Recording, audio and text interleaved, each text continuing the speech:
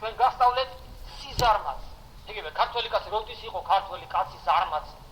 ზარმაცი რო ყოფილიყო ქართველი კაცი დღემდე მოვიდოდა იმდენი ომების და უბედურების შედეგად, მაგრამ დღეს ქართველი კაცი ზარმაცი თუ არის ვინმე და შრომის სიძულვი.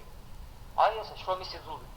არა შემოქმედების, არამედ ნგრევის სიყვარული, ჩვენ წაგართვით ღირსება, თავმოყვარეობა, კეთილშობილება, გულმოწყალება, ახალგაზრდები როკისა და პორნოგრაფიის ჭაობში ჩავყარეთ.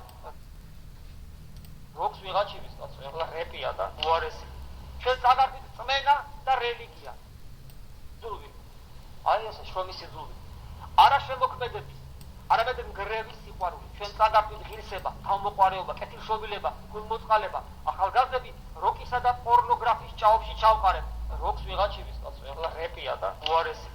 ჩვენ წაგართვით წმენა და რელიგია. მოყვარსადმი სიყვარულის